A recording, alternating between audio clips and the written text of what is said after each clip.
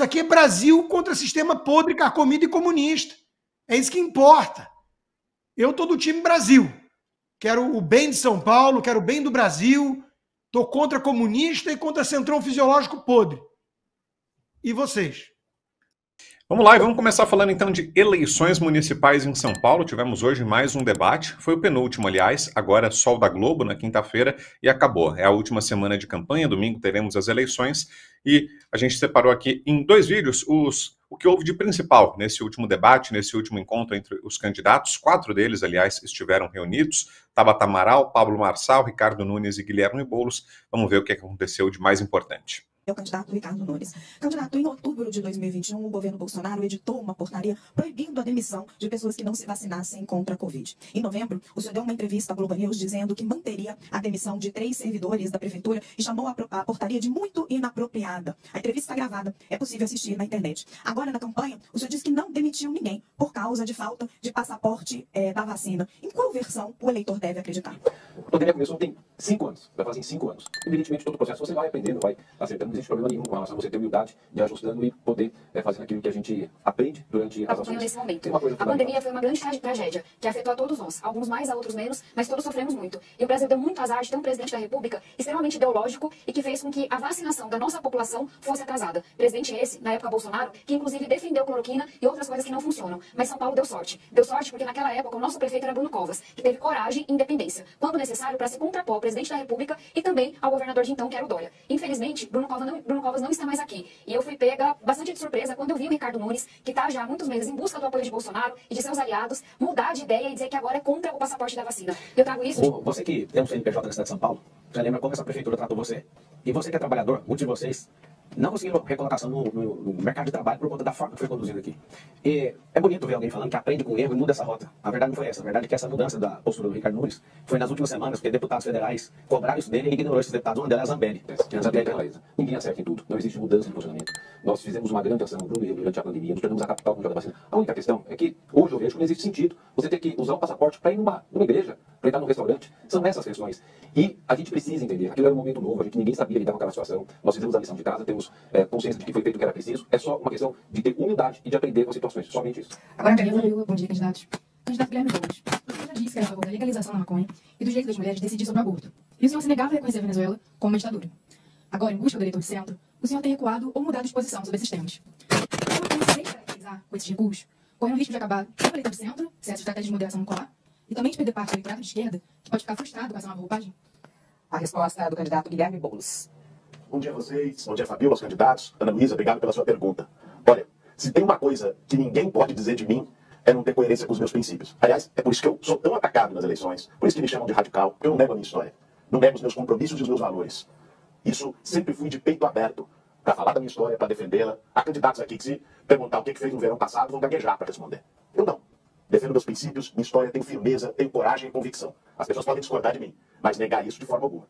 A questão é que tenta-se fazer um debate ideológico numa eleição municipal, onde se deveria discutir os grandes temas da cidade. Alguém acha que quem sai cedo lá de Jardim São Luís, a preocupação dele é a Venezuela ou é o ônibus lotado? Alguém acha que quem fica 8 horas numa UPA, a preocupação é as posições ideológicas de um candidato ou é o que ele vai fazer para a saúde? As apostas e jogos online explodiram sem regulamentação no país e causam transtornos mentais gravíssimos, problemas sociais e dívidas impagáveis. Isso é consequência de uma série de projetos aprovados pelo Congresso Nacional. Um deles foi votado em dezembro de 2023 e liberou as apostas esportivas e voltou a liberar os cassinos online. A senhora estava presente nessa sessão, mas não registrou o voto. Por que a senhora se absteve nesse que é um dos maiores dramas do país atualmente? Thaís, apesar de não ter esse voto específico registrado, a minha posição é conhecida. Nós precisamos de uma lei dura e firme para regulamentar esses jogos. Em debates, o senhor passou a campanha acusando Guilherme Boulos de usar cocaína, quando na verdade o processo que embasava essa tese era de um homônimo, como a Folha mostrou. Mas em ação na justiça, seus advogados negaram que o senhor tenha feito isso e disseram que a expressão aspirador de pó se refere, abre aspas, a algo que atrai lixo. Por que o senhor diz uma coisa para o leitor e outra na justiça? A resposta do candidato Pablo Marçal. O seu advogado fez essa defesa, ele está buscando uma defesa técnica. Agora, os nomes Espraiada, Hospital do Servidor e algumas outras coisas mais que eu vou trazer essa semana, eu prometi mostrar na última semana e vou falar sobre isso. Terminou minha resposta. Você queria dizer aqui? Né? Eu vou dizer para vocês o que está por trás. Primeiro, ele inventou a mentira que a repórter já disse aqui. Bom, aí alguns dos momentos das perguntas dos jornalistas, tá, gente? Vocês perceberam que o vídeo estava um pouquinho acelerado, o pessoal tá aqui no chat reclamando, a gente acelerou porque tem bastante coisa, e depois tem um segundo vídeo que a gente vai mostrar também com alguns outros trechos que são legais de repercutir. Vamos lá, vamos ouvir o Constantino e o Salles, aliás, já chegou o Salles, já recebi aqui a informação que ele já está conectado, nosso Ricardo Salles. Começar contigo, Consta, que destaca aí dessa primeira parte que a gente trouxe? Bom, primeiro eu acompanhei a dificuldade da plateia aí em entender o que estava sendo dito nessa velocidade de esquilo cafeinado, né? Mas, por um lado, eu agradeço a produção, porque não dá para ficar ouvindo Tabata, Boulos em velocidade normal, né?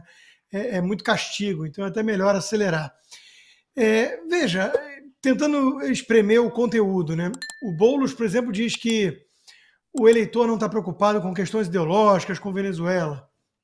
É uma eleição municipal, até acho que a questão local, lembrando sempre que o cidadão vive na cidade, né?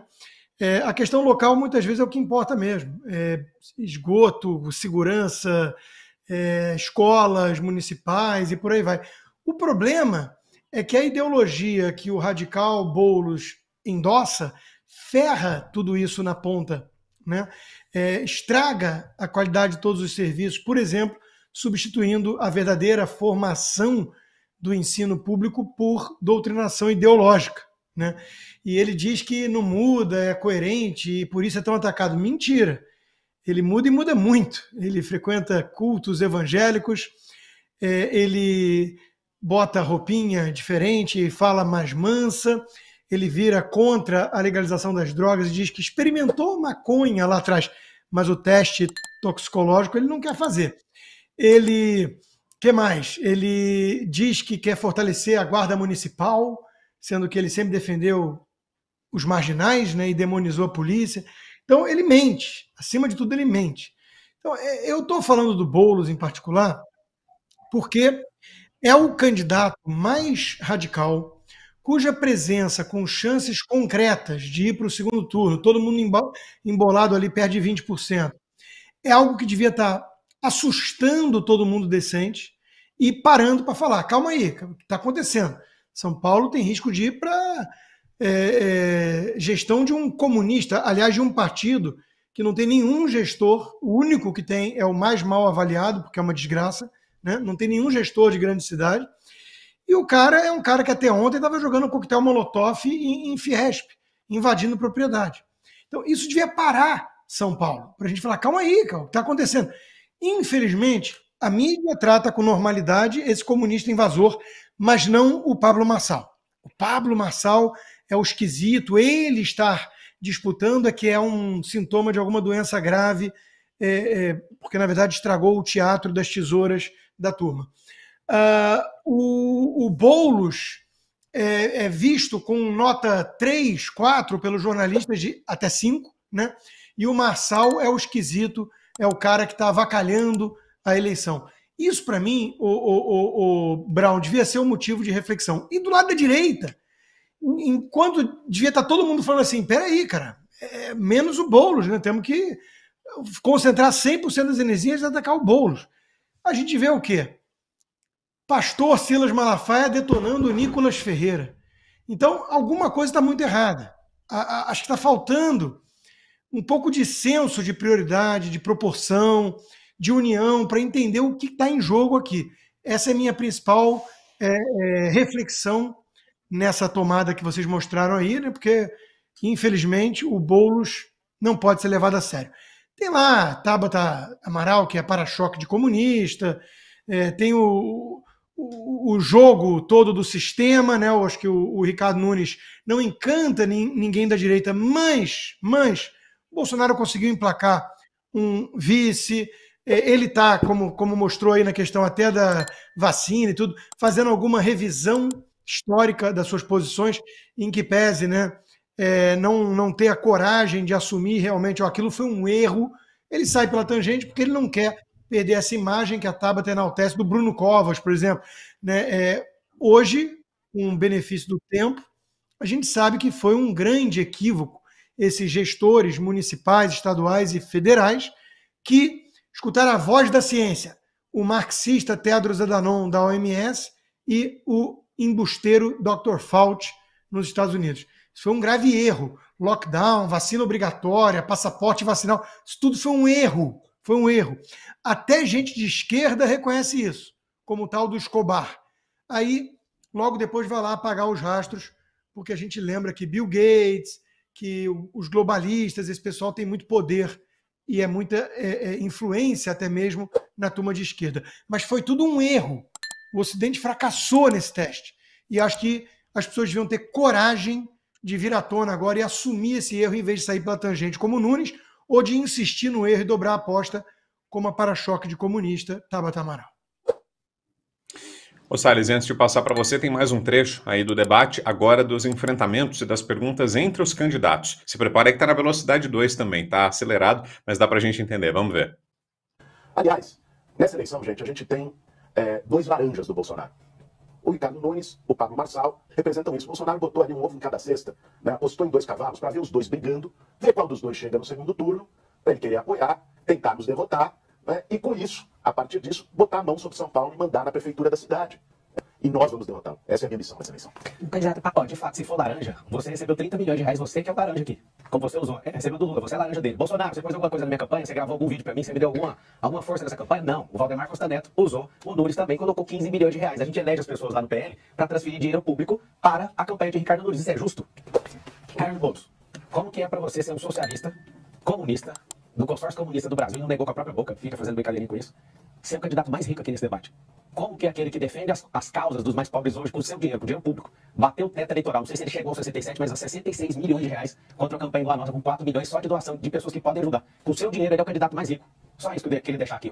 O candidato que defende a pobreza é o candidato mais rico aqui no Brasil. Ele teve a coragem de falar sobre meu pai, que sim, eu perdi pro suicídio, eu perdi pras drogas, quando era adolescente ainda, porque achava que assim ia conseguir me desestabilizar. Essa é a imagem que tem das mulheres, né? Se é baixinha, se tem a voz mais mansa, que qualquer um vai conseguir comandar essa mulher. Mas olha só que surpresa. Justamente a mulher no debate é a adulta da sala. Olha só que surpresa. Justamente a mulher, que muitas vezes sofre tanto preconceito, tá aqui falando de proposta e batendo de cara com cada um desses marmanjos que não conseguem responder minhas perguntas e que não conseguem endereçar perguntas a mim. Sabe por quê? E sabe por que eu não fico esbravejando sobre a minha fé? Porque eu não preciso. A relação que eu tenho com Deus é com Deus. É com a minha comunidade, é com a minha igreja. E eu aprendi... Você entenda que o esforço da Tata é de parecer a mais sábia, ela é mais inteligente, só que a sabedoria dela é mais baixa. Por quê? A sabedoria envolve experiência. E o fato dela ficar esbravejando, como se ela fosse a tia do colégio aqui entre nós, ela quer provar pra você que mulher votava. Se mulher votasse em mulher, você ia ganhar no primeiro turno. A mulher não vota em mulher, a mulher é inteligente. Ela tem sabedoria, ela tem experiência, ela olha pra você e vê você sempre nesse embate, vai votar em você.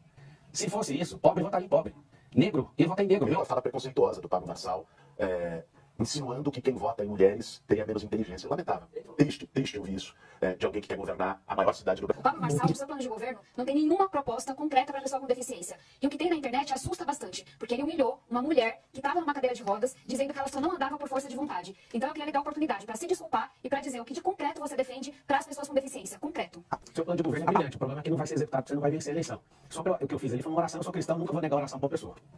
Ricardo Nunes, por favor, eu não vou tocar nesse assunto se você explicar ele em definitivo, porque você não responde nenhuma pergunta que qualquer um dos candidatos fazem para você. A pergunta é, por que a sua esposa registrou um boletim de ocorrência por violência doméstica? Segundo, por que você nega essa operação da Polícia Federal em curso em relação a você e familiares terem recebido dinheiro da máfia das veredas e mais de 100 pessoas foram indiciadas? Por favor, escolha uma das duas. A resposta com o candidato Ricardo Nunes. Olha, o Pablo Henrique. E sabe por que é Pablo Henrique? Eu que estava lá no inquérito da Polícia Federal, que ele foi condenado. Eu sou casado há 27 anos. 27 anos. Eu amo minha esposa, nunca levantei um dedo pra ela. Como você é baixo, cara. Como você é baixo. O que tem de verdade, inclusive tá rodando aí na internet, é que até aquela situação que o Lula Lima foi agredido, ele armou antes, rasgando lá, o advogado dele rasgando. Tá o vídeo, tá sendo publicado, tá rodando aí. E fazendo pro cara falar que foi agredido. Esse cara é só mentira, é só mentira. Falou que o Trump mandou carta pra ele, é mentira. Foi lá pra Camisungo, na África, pessoas humildes. Esse cara em 2019, pessoas pobres, foi lá fazer vídeo, fazer filmagem, dizer que ia fazer 300 casas, arrecadou mais de 4 milhões e meio das pessoas de boa fé, sumiu com dinheiro, fez só 1,5 milhão de investimento, tem 26 casas lá feitas, as pessoas lá até hoje nas casas de lata. Isso é uma farsa.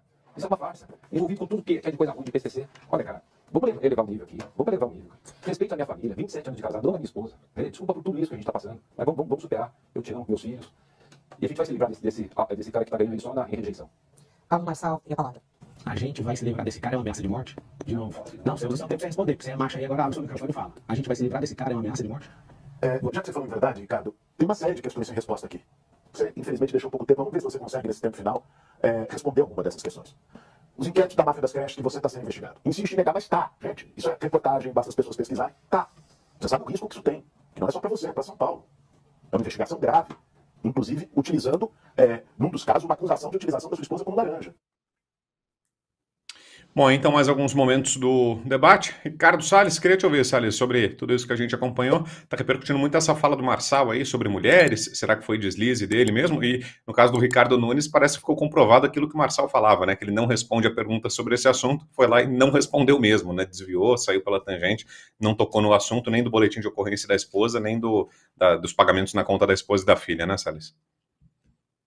Bom, com relação à fala do Marçal de que mulher não vota em mulher porque é inteligente, obviamente que ele quis dizer, é só assistir o vídeo alguns segundos depois, ele quis dizer que mulher não vota em mulher só porque é mulher. Né? A mulher escolhe o candidato pelas suas qualidades, evidentemente que ele quis dizer isso.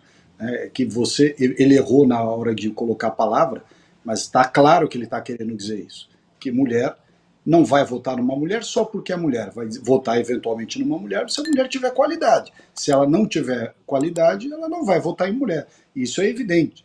Aliás, essas discussões de se a mulher vota de um jeito, o homem vota de outro, eu acho essa discussão meio sem sentido, porque a pessoa inteligente, ela não deixa de votar em alguém ou passa a votar em alguém porque esse alguém é homem ou mulher. Simplesmente isso não existe. Se você tem um candidato qualificado, preparado, inteligente, que seja mulher, uma candidata, você vai votar. Se você tem uma candidata mulher que é despreparada, desqualificada, você não vai votar, ainda que seja mulher. Então essa discussão é absurda e está clara que ele não falou isso da forma que está sendo explorado na internet. É evidente que ele não falou isso. Mas o pessoal está usando e campanha é isso mesmo. Você deslizou numa palavra, o pessoal usa. Também não tem não é nenhuma atitude inédita de campanha eleitoral. Você vê as campanhas dos adversários utilizando ou deturpando, de certa forma, esticando a corda naquilo que uma pessoa tenha dito. Isso também está sendo usado com relação a outros candidatos. Então, embora me pareça claro de que ele não fez essa fala antifeminina que estão querendo dizer que ele falou, também o fato de usarem isso não é novidade, também não é motivo para dizer, nossa, nunca foi feito no mundo. Tal. Isso acontece toda hora. Por outro lado, o que chama a atenção é o seguinte, essa história aí de que o rasgou a camisa do outro, que o advogado rasgou a camisa, vamos admitir por hipótese que ele tenha mesmo rasgado. A imagem para mim, eu assisti, não ficou claro isso, mas vamos admitir que ele tenha rasgado para dar uma impressão de que foi agredido e tudo mais. Espera um pouquinho, perto da roubalheira, da sacanagem, de todas as coisas absurdas que são feitas dentro da máquina pública, de desvio de dinheiro, de extorsão, chantagem, de tomar dinheiro de contribuinte na beira do balcão para dar licença, para dar alvará, para isso. Ou seja, essas malandragens que acontecem por gente desqualificada da política brasileira em várias administrações, o cara rasgou a camisa ou deixou de rasgar a camisa, não é o que é relevante. A gente está saindo do que é relevante na cidade de São Paulo. O que é relevante para ser discutido na cidade de São Paulo é o fato de que, há anos, isso não começou na administração do Ricardo Nunes, há anos, né, a máquina pública está entregue aos grupos de interesse. E isso você vê quando o Boulos pergunta, quando o Marçal pergunta, eu acho que a Tabata perguntou também, ali eu não consegui prestar atenção porque estava muito rápido. Mas o Ricardo não responde essa história da máfia das creches. E, evidentemente, tem outros problemas. Né? Eu quero lembrar aqui, quem está nos assistindo, a subprefeita da Lapa foi presa em flagrante por corrupção. O chefe de gabinete da Moca foi preso, ou foi indiciado, agora não me lembro, porque recebeu propina via Pix na própria conta. O sujeito lá, que não sei, acho que Jaçanã, agora não lembro mais, foi pego extorquindo para dar um alvará. Ou seja, qual é o termômetro disso? A razão disso é que as subprefeituras de São Paulo foram entregues para os vereadores para criar base política. Qual era a acusação do Mensalão? Qual era a acusação do Petrolão? Qual era a acusação de todos os escândalos do PT?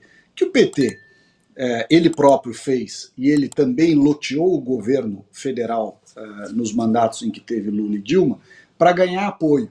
Né, e loteou dizendo assim, faça o que quiser, pode roubar à vontade, extorquir, desviar. O PT fez isso nas empresas todas, né, na Caixa Econômica, no Banco do Brasil, na Petrobras, no Fundo de Pensão, em tudo.